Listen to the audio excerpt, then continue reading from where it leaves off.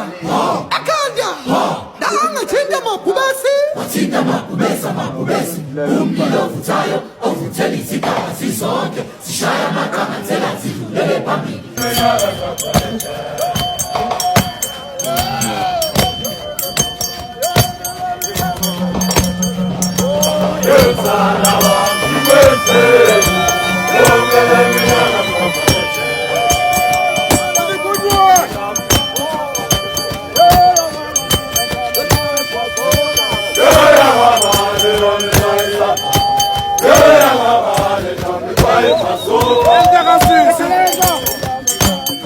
All right, imagine waking up one morning in the Eastern Cape and hearing that there's been a coronation, not of a local king, not of a recognized traditional leader, but of a so-called Igbo king from Nigeria. Now suddenly the streets are buzzing, people are protesting, politicians are speaking out, and social media is doing what it does best, absolutely losing its mind. That's exactly what's been unfolding. And trust me, this situation is a lot more complex than it looks at first glance. But before we break it down, let's listen to what the people had to say. Well, first of all, we're here in solidarity with the traditional leadership of the Eastern Cape, all of the traditional leaders, and also the people of the Eastern Cape. Let me just put up front that Action SA's policy about illegal immigration is very clear. If you're in this country illegally and you do anything illegal, you're going to be sent back home. This is the sovereign nation, it's our nation, we love it, and we're protected by a constitution.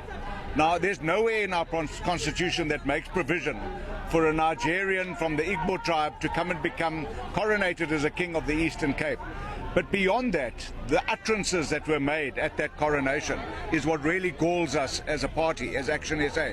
The utterances were that they're establishing a kingship in the Eastern Cape and a homeland. Now, we have a history of homelands in this province, a painful history of the homeland of the former Ciskei and the former Transkei, where people were moved in there after being expropriated, having their land expropriated. They had limited opportunities. They're still some of the poorest people in our province, and we are not going to tolerate the establishment of another homeland. They went further, though, and they said that they're going to encourage their brothers and sisters in Nigeria, in their hundreds of thousands, to come and establish a homeland in this province. That's not going to happen, because this province is not up for the taking. Here are our traditional leaders behind me. We respect them. There are 5 kingships that are respected by the president, inaugurated and recognized by our president and our constitution.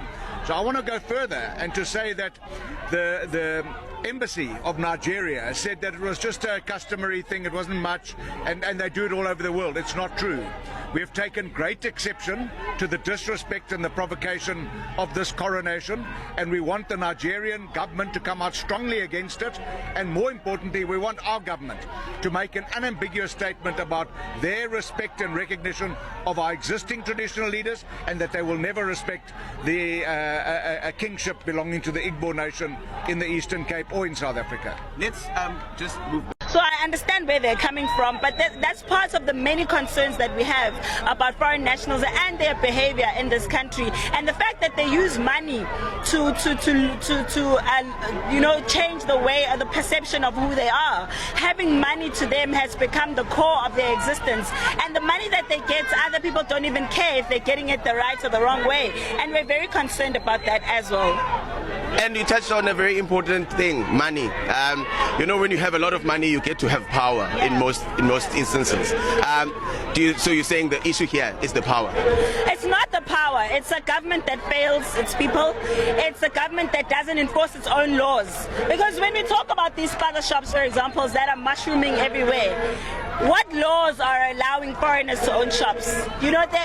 What laws are allowing foreigners to come in and earn 50 rand a week when the minimum wage is 150? The laws are there. We just have a government that doesn't want to enforce them. And foreign nationals are so good at manipulating the system that they'll buy off the police, they'll buy off the officials, they'll buy off even South Africans in their own country. So for us, it's something that's systematic. We're fighting the system as we're here, and it's not going to be an easy fight. We understand that we're fighting governments, we're fighting people who are beneficiaries, and we're fighting foreign nationals themselves. Yeah. What do you wish happens? We are here today, and maybe in the evening we're going to be talking something else. People are going to leave. what then happens the next day when you wake up? Look, there's no something else that people are going to be talking about, because this is now our new age struggle. We're fighting against foreign nationals in our country because we need to feel like we're South Africans again. Because for the longest time they've used our laws against us. They've used the humanity card against us, that we're humans too, and they've used the xenophobia card on us so many times. When you try and say anything about foreign nationals in the country and you're labeled as someone that's xenophobic. And unfortunately that time has come to pass now. We don't care what they call us really, xenophobic, Afrophobic. They can cry to the rest of the world. Nobody cares. Right now it's our turn to tell our stories, and we are a country that's being invaded by foreigners. And right now it's a fight for our survival. And we're not going to stop fighting, and nobody's going to tell us that foreign nationals are humans. We're also human beings, and we deserve to live and thrive and have access to things in our own country. Or that they can duck for cover. But things have become really ugly and violent here, Gareth. And this is now a worry for those who came and said, as political leaders, we are also here to call for change. It's a peaceful march, a peaceful protest, and we don't want any forms or acts of violence. But it seems not everyone agrees with those sentiments. They are now saying matters have to be taken into their own hands. An incident that was triggered by someone who was stabbed earlier, allegedly by business owners from Ethiopia. We will still try and get clarity on those allegations, but what I can say, the two individuals that we saw bleeding are being rushed to the hospital to receive medical treatment. All right, Ronald Masunda, we're going to stay on your picture for now. Ronald, go ahead and move around as you and our camera team need to. Of course, Ronald and his team need to stay as safe as possible. Ronald trying to move along with the police behind the safety of SAPS at the moment. South African party protests illegal installation of Nigerian Igbo king. Action SA has mobilized a protest against what it describes as the illegal installation of a Nigerian Igbo traditional ruler in South Africa. The protest is linked to the coronation of an Igbo community leader, reportedly installed as Eze Ndigbo, a title used among Igbo people from Nigeria. Action SA argues that the recognition of a foreign traditional authority on South African soil undermines local laws and governance structures. The party has called on authorities to investigate the installation, insisting that no parallel traditional leadership should exist outside the country's legal framework. The development has sparked tension within parts of the community, with some defending the role as a cultural and community leadership position rather than a political authority. South African officials are now under pressure to clarify the legal status of such titles and whether any laws were breached. The protest is expected to escalate debates around immigration, cultural leadership, and legal recognition of foreign traditional institutions in South Africa. Thank you so much to you and the viewers of SABC. I want to highlight that our sovereignty is through the statutes and dictates of the Constitution of South Africa and the laws governing this country. No one can come from wherever that person comes from and come here and undermine the authority of this country, especially this kingdom. We are led here by King Vululwandle Sandile, who is the great-great-grandchild of King Palo Kakos. We are really appealing to our government to see to it that whoever participated in this illegal coronation of the so-called king is removed from the borders of this country with immediate effect, whether that person came legal or not. Secondly, we are appealing to our government to look at all spaza shops, including businesses that are run by foreigners, to see whether these foreigners are documented or not. Thirdly, in the rural villages, we have people who are running spaza shops and hardwares who are also foreign nationals. We are appealing to the law enforcement authorities to immediately deal with those before people can take law into their own hands. No one can undermine our authority. We have been visiting various countries in the world and we have never undermined anyone's authority. this event of the past week really shows that these foreign nationals, especially the Igbo people from Nigeria, undermine the authority of our kingship. And they want to see this country in a turmoil.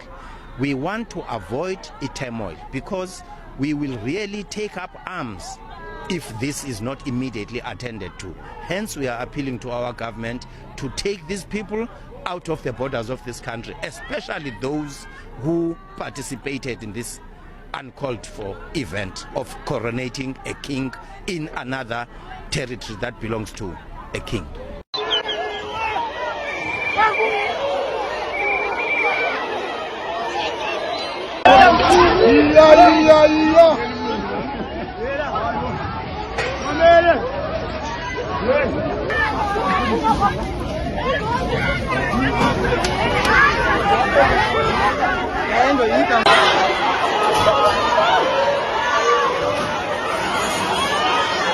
My people, this is what is happening currently in Eastern Cape.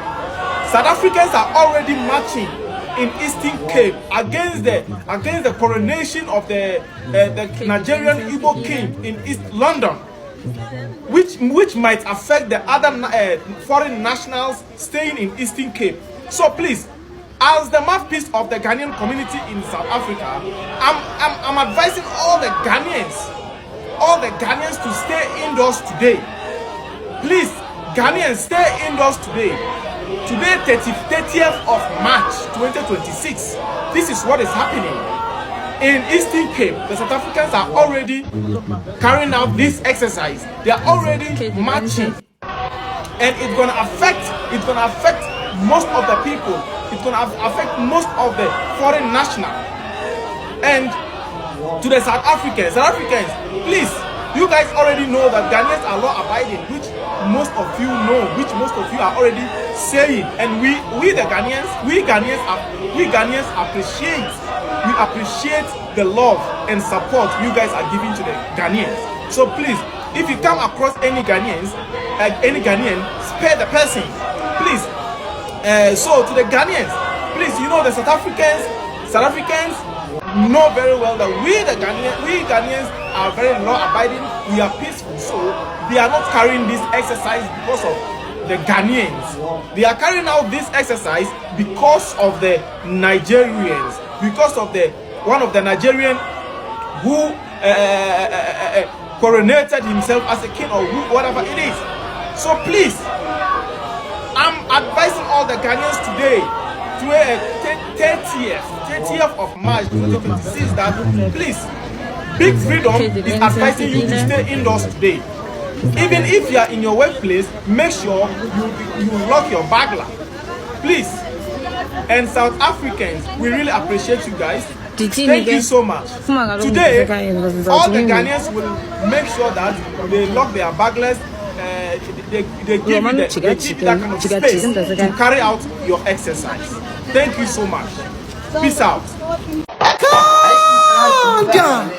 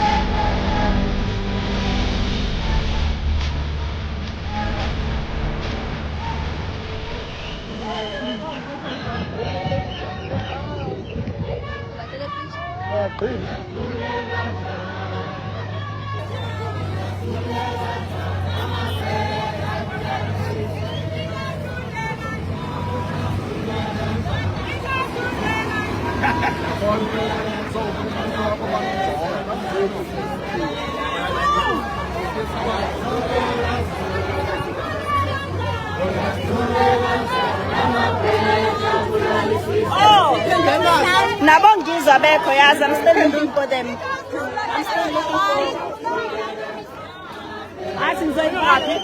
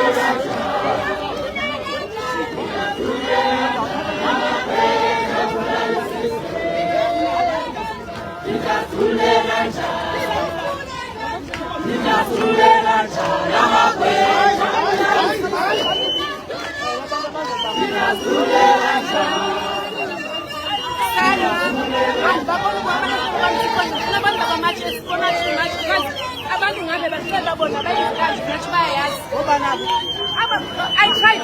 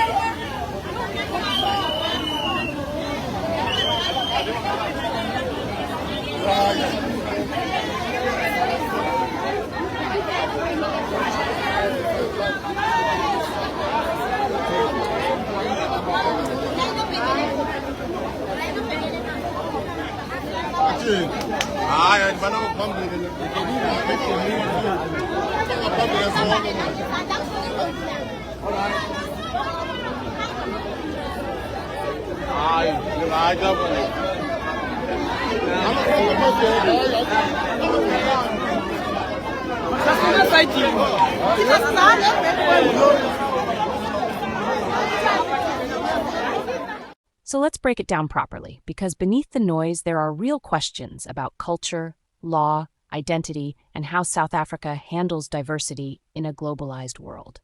First things first, what actually happened? Reports emerged about the coronation of an Igbo leader in the Eastern Cape, often referred to as Ezendigbo. Now, for context, that title isn't random. Within Igbo communities around the world, it's used to represent a kind of cultural leader, someone who acts as a figurehead for the Igbo diaspora in a specific area. It's not necessarily meant to replace political authority or challenge state power, at least in theory. But here's where things got heated. Local organizations, residents, and political groups like Action SA didn't see it as just a harmless cultural ceremony. They saw it as something much bigger, and frankly, something much more concerning. Protests began to form, with people taking to the streets to voice their disapproval, and their message was loud and clear.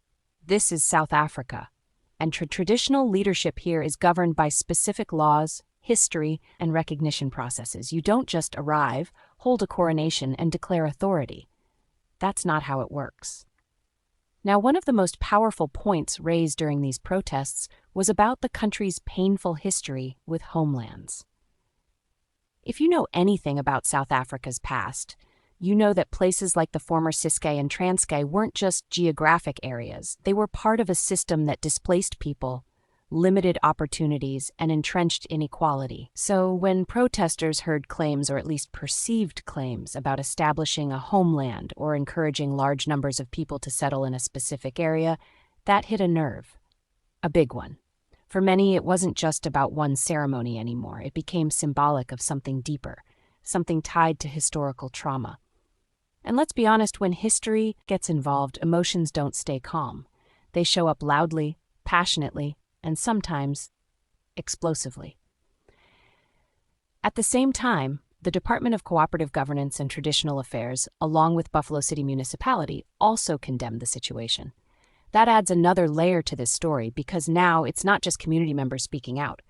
It's government structures signaling that something about this doesn't sit right within the existing legal framework. But here's where things get interesting, because not everyone sees this the same way. Some people argue that the role of an Ezendigbo is purely cultural. It's about community organization, preserving traditions, and helping diaspora communities stay connected to their roots. Think of it like cultural associations or community leaders you find in many countries around the world. From that perspective, the coronation isn't about political power or creating parallel governance. It's more like saying, hey, we're here, we have a culture, and we'd like to celebrate and organize ourselves. And if you look globally, that's not exactly unusual. Many diaspora communities maintain their traditions abroad. Festivals, cultural titles, community leaders, it happens everywhere. But, and this is a big but, context matters a lot. In South Africa, traditional leadership isn't just symbolic. It's recognized within the constitution and tied to governance, land, and authority in certain areas. So when a new king figure appears, even if intended as cultural, it can easily be interpreted as something more official, especially if the language around it isn't crystal clear. Now let's talk about the protest statements themselves, because they reveal a lot about the broader concerns people are feeling. Some speakers emphasized sovereignty, saying this is a nation governed by laws and a constitution, and there's no provision for a foreign national to be recognized as a king within South Africa's traditional system. That's a legal argument. Others went further, raising concerns about immigration, law enforcement, and what they see as systemic failures by government. They talked about issues like undocumented migration, informal businesses, and the perception that laws aren't being enforced consistently. And then there were emotional statements expressing frustration, fear, and a sense that South Africans are struggling to access opportunities in their own country. Now here's where we need to pause and think critically. Because while these concerns are real for many people, it's important to separate legitimate policy debates from generalizations about entire groups of people. When discussions shift from specific issues to broad statements about foreign nationals, things can quickly become divisive and, frankly, dangerous. At the same time, ignoring people's frustrations doesn't help either. If communities feel unheard, those frustrations don't disappear, they grow.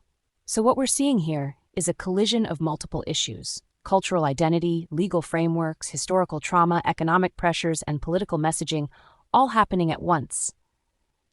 And social media? Oh, social media is like adding petrol to a fire. Everyone's got an opinion, everyone's got a hot take, and suddenly a local issue becomes a national debate overnight. Now let's look at the advantages and disadvantages of what's being said, because this isn't a one-sided story. On the one hand, the protests highlight the importance of respecting local laws and traditional systems. That matters. You can't just bypass established structures, especially in a country with such a complex history. There's also value in holding government accountable for enforcing laws consistently. That's a fair expectation in any functioning democracy.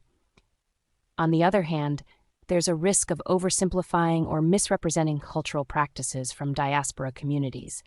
If the coronation was intended as a cultural event, then treating it purely as a political threat might escalate tensions unnecessarily. There's also the danger of turning a specific incident into a broader narrative about all foreign nationals. That kind of generalization doesn't solve problems. It usually creates new ones. And let's be real for a second. South Africa is one of the most diverse countries in the world. People from different backgrounds, cultures, and nationalities live, work, and build lives here. Managing that diversity isn't always easy, but it's part of the country's reality. So the big question becomes, where do you draw the line between cultural expression and legal authority? That's exactly what authorities are now being pushed to clarify. What is allowed, what isn't? And how should situations like this be handled going forward? Because without clear answers, incidents like this will keep happening, and each time the reaction could get bigger, louder, and more intense. At the end of the day, this isn't just about one coronation. It's about how South Africa defines identity, authority, and belonging in a rapidly changing world. And maybe the most important takeaway here is this.